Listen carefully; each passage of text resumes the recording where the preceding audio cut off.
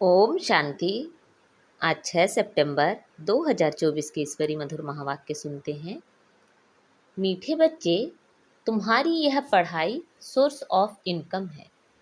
इस पढ़ाई से 21 जन्मों के लिए कमाई का प्रबंध हो जाता है। आज की मुरली से प्रश्न है, मुक्ति धाम में जाना कमाई है या घाटा? उत्तर है, भक्तों के लिए यह भी कमाई है, क्योंकि आधा कल्प से शांति शांति मांगते आए हैं। बहुत मेहनत के बाद भी शांति नहीं मिली। अब बाप द्वारा शांति मिलती है, अर्थात मुक्ति धाम में जाते हैं, तो यह भी आधा कल्प की मेहनत का फल हुआ। इसलिए इसे भी कमाई कहेंगे, घाटा नहीं। तुम बच्चे तो जीवन मुक्ति में जाने का पुरुषार्थ करते हो। तुम्हारी बुद्धि में अभी सारे वर्ल्ड की हिस्ट्री ज्योग्राफी नाच रही है। ओम शांति। मीठे मीठे रूहानी बच्चों को रूहानी बाप ने यह तो समझाया है कि रूह ही सब कुछ समझती है। इस समय तुम बच्चों को रूहानी दुनिया में बाप ले जाते हैं। उनको कहा जाता है रूहानी दैवी दुनिया। इसको कहा जाता है जिस्मानी दुनिया, मनुष्यों की दुनिया। बच्चे समझते हैं दैवी दुनिया थी, वह दैवी मनुष्यों की पवित्र दुनिया थी। अभी मनुष्य अपवित्र हैं, इसलिए उन देवताओं का गायन पूजन करते हैं। यह स्मृति है कि बरोबर पहले झाड़ में एक ही धर्म होगा। विराट रूप में झाड़ पर भी समझाना है। इस झाड़ का बीज रूप ऊपर में है। झाड़ का बीज है बाप, फिर जैसा बीज वैसा फल, अर्थात पत्ते निकलते हैं। यह भी वंडर है ना, कितनी छोटी चीज कितना फल देती है, कितना उनका रूप बदलता जाता है। इस मनुष्य सृष्टि रूपी झाड़ को कोई नहीं जानता। इसको कहा जाता है कल्प वृक्ष। इसका बस गीता में ही वर्णन है। सब जानते हैं गीता ही नंबर 1 धर्म का शास्त्र है। शास्त्र भी नंबरवार तो होते हैं ना। कैसे नंबरवार धर्मों की स्थापना होती है, यह भी सिर्फ तुम ही समझते हो, और कोई में यह ज्ञान होता नहीं। तुम्हारी बुद्धि में है पहले पहले किस धर्म का झाड़ होता है, फिर उनमें और धर्मों की वृद्धि कैसे होती है। इसको कहा जाता है विराट नाटक। बच्चों की बुद्धि में सारा झाड़ है। झाड़ की उत्पत्ति कैसे होती है, मुख्य बात यह है। देवी देवताओं का झाड़ अभी नहीं है और सब टाल टालियां खड़ी हैं। बाकी आदि सनातन देवी देवता धर्म का फाउंडेशन है नहीं। यह भी गायन है, एक आदि सनातन देवी देवता धर्म की स्थापना करते हैं, बाकी और सब धर्म विनाश हो जाते हैं। अभी तुम जानते हो कितना छोटा सा दैवी झाड़ होगा, फिर और सब इतने धर्म होंगे ही नहीं। झाड़ पहले छोटा होता है, फिर बड़ा होता जाता है। बढ़ते बढ़ते अभी कितना बड़ा हो गया है। अभी इनकी आयु पूरी होती है। इनसे बनेन ट्री का मिसाल बहुत अच्छा समझाते हैं। यह भी गीता का ज्ञान है, जो बाप तुम्हें सम्मुख बैठ सुनाते हैं, जिससे तुम राजाओं का राजा बनते हो। फिर भक्ति मार्ग में यह गीता शास्त्र आदि बनेंगे।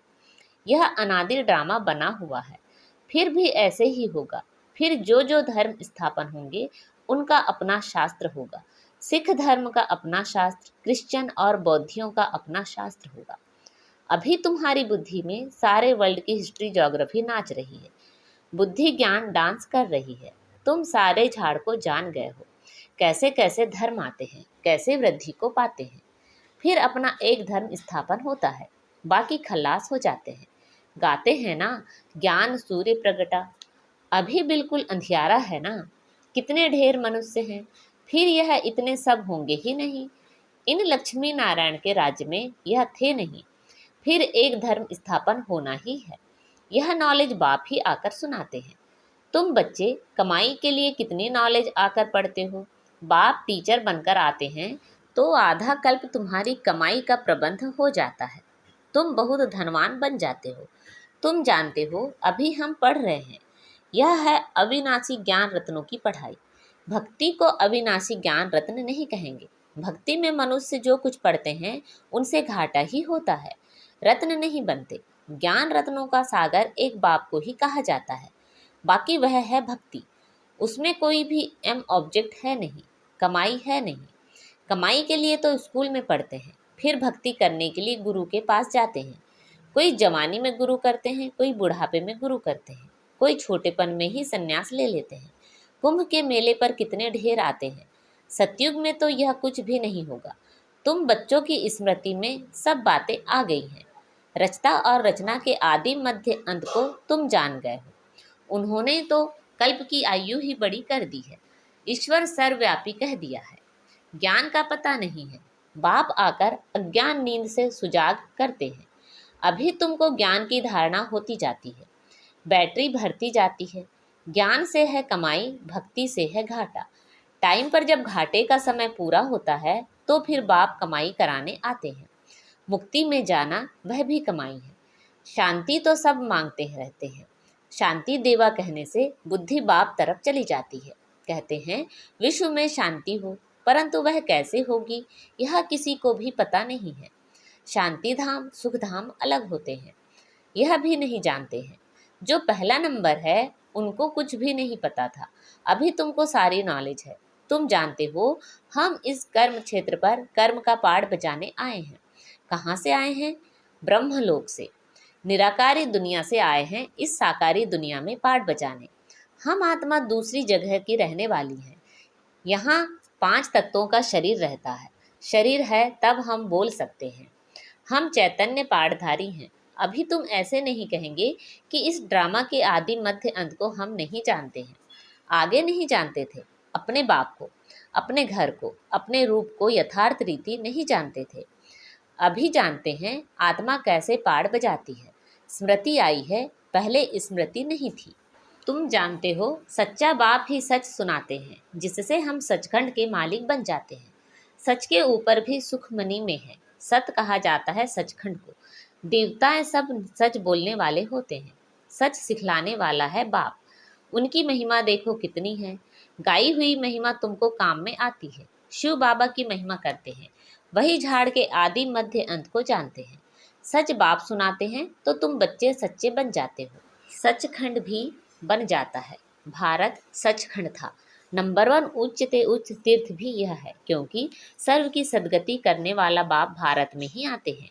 एक धर्म की स्थापना होती है, बाकी सबका विनाश हो जाता है। बाप ने समझाया है सूक्ष्म वतन में कुछ है नहीं, यह सब साक्षात्कार होते हैं। भक्ति मार्ग में भी साक्षात्कार होता है।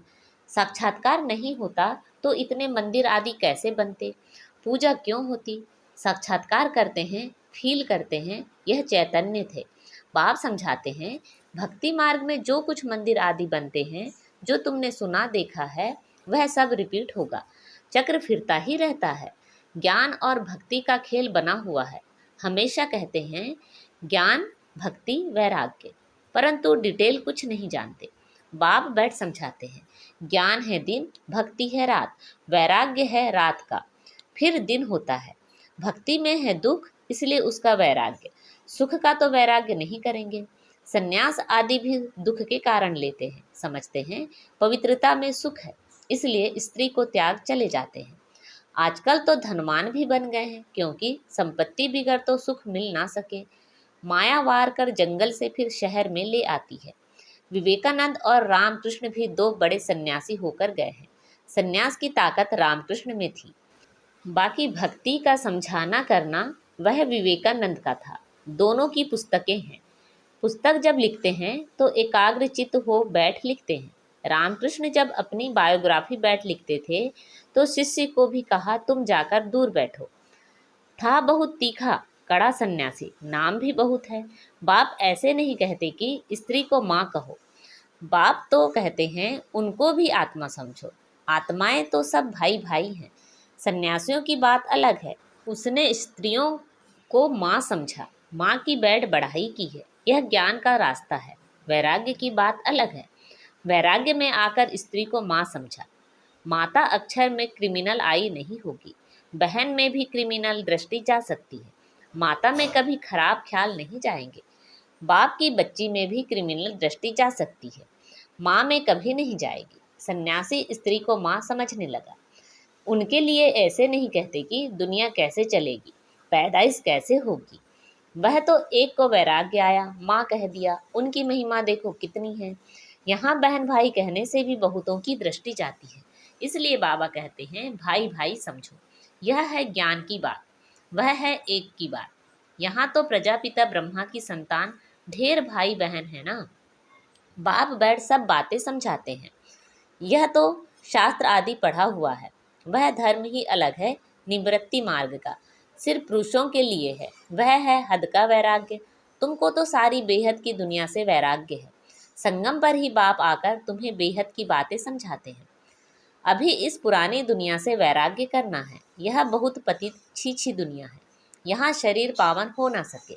आत्मा को नया शरीर सतयुग में ही मिल सकता है। भले यहाँ आत्मा पवित्र बनती है, परंतु शरीर फिर भी अपवित्र रहता है। जब तक कर्मातीत अवस्था हो, सोने में खाद पड़ती है तो जेवर भी खाद वाला बनता है। खाद निकल जाए तो जेवर भी सच्चा बनेगा। इन लक्ष्मी नारायण की आत्मा और शरीर दोनों सतो प्रधान है। तुम्हारी आत्मा और शरीर दोनों ही तमो प्रधान काले हैं। आत्मा काम चिता पर बैठ काली बन गई है। बाप कहते हैं फिर हम आकर सावरे से गोरा बनाते हैं। यह ज्ञान की सारी बात है, बाकी पानी आदि की बात नहीं। सब काम चिता पर बैठ पतित बन पड़े हैं। इसलिए राखी बंधवाई जाती है कि पावन बनने की प्रतिज्ञा करो। बाप कहते हैं हम आत्माओं से बात करते हैं। मैं आत्माओं का बाप हूँ जिसको तुम याद करते आए हो। बाबा आओ हमको सुख धाम में ले चलो, दुख हरो, कलयुग में होते हैं अपार दुख। बाप समझाते हैं तुम काम चिता पर बैठ काले तमो प्रधान हो गए हो। अब मैं आया हूँ काम चिता से उतार ज्ञान चिता पर बिठाने के लिए। अब पवित्र बन स्वर्ग में चलना है। बाप को याद करना है। बाप कशिश करते हैं। बाबा के पास युगल आते हैं। एक को कशिश होती है, दूसरे को नहीं होती। पुरुष ने फट से कह दिया हम इस अंतिम जन्म में पवित्र रहेंगे, काम चिता पर नहीं चढ़ेंगे। ऐसे नहीं कि निश्चय हो गया। निश्चय अगर होता तो बेहद बाप को पत्र लिखते, कनेक्शन में रहते। सुना है पवित्र रहते हैं, अपने धंधे आदि में ही मस्त रहते हैं। बाप की याद ही कहाँ है। ऐसे बाप को तो बहुत याद करना चाहिए। स्त्री पुरुष का आपस में कितना प्यार होता है, पति को कितना याद करती है। बेहद के बाप को तो सबसे जास्ती याद करना चाहिए। गायन भी है ना, प्यार करो चाहे ठुकराओ, हम हाथ कभी नहीं छोड़ेंगे। ऐसे नहीं यहाँ आकर रहना है, वह तो फिर सन्यास हो गया। घर बार छोड़ यहाँ आकर रहें। तुमको तो कहा जाता है गृहस्थ व्यवहार में रहते पवित्र बनो। यह पहले तो भट्टी बननी थी, जिससे इतने तैयार हो निकले। उनका भी बहुत अच्छा वृत्तांत है। जो बाप का बनकर अंदर यज्ञ में रह करके रूहानी सर्विस नहीं करते, वह जाकर दास दासियां बनते हैं। फिर पिछाड़ी में नंबरवार पुरुषार्थ अनुसार ताज मिल जाता है। उन्हों का भी घराना है, प्रजा में नहीं आ सकते। कोई बाहर का आए अंदर वाला नहीं बन सकता। वल्लभाचारी बाहर वालों को कभी अंदर आने नहीं देते थे। अब यह समझने की बातें हैं। ज्ञान है सेकंड का, फिर बाप को ज्ञान का सागर क्यों कहा जाता है। समझाते ही रहते हैं, पिछाड़ी तक समझाते ही रहेंगे। जब राजधानी स्थापन हो जाएगी, तुम कर्मातीत अवस्था में आ जाएंगे, फिर ज्ञान पूरा हो जाएगा। सेकंड की बात, परंतु फिर समझाना पड़ता है। हद के बाप से हद का वर्षा, बेहद का बाप विश्व का मालिक बना देते हैं। तुम सुखधाम में जाएंगे तो बाकी सब शांति धाम में चले जाएंगे। वहाँ तो है ही सुख। यह तो खातिरी है। बाप आए हैं, हम नई दुनिया के मालिक बन रहे हैं राजयोग की पढ़ाई से। अच्छा, मीठे मीठे से खिला दे बच्चों प्रति माता पिता बाप दादा का याद प्यार और गुड मॉर्निंग। रूहानी बाप की रूहानी बच्चों को नमस्ते। हम सब रूहानी बच्चों की रूहानी माता पिता बाप दादा को याद प्यार, गुड मॉर्निंग और नमस्ते। आज की मुरली से धारणा के लिए मुख्य सार हैं। इस पतित छीछी दुनिया से बेहद का वैराग्य रख आत्मा को पावन बनाने का पूरा पूरा पुरुषार्थ करना है। एक बाप की ही कशिश में रहना है। ज्ञान की धारणा से अपनी बैटरी भरनी है। ज्ञान रत्नों से स्वयं को धनवान बनाना है। अभी कमाई का समय है, इसलिए घाटे से बचना है।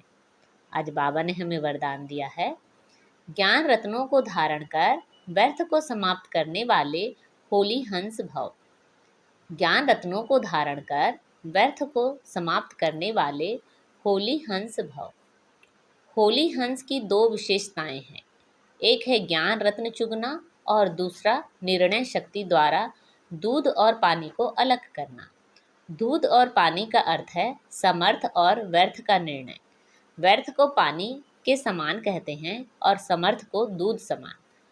तो व्यर्थ को समाप्त करना अर्थात होली हंस बनना। हर समय बुद्धि में ज्ञान रत्न चलते रहे, मनन चलता रहे तो रत्नों से भरपूर हो जाएंगे। आज का स्लोगन है, सदा अपने श्रेष्ठ पोजीशन में स्थित रहे, अपोजिशन को समाप्त करने वाले ही विजयी आत्मा है। सदा अपने श्रेष्ठ पोजीशन में रहे, स्थित रहे, अपोजिशन को समाप्त करने वाले ही विजयी आत्मा है। अच्छा, ओम शांति।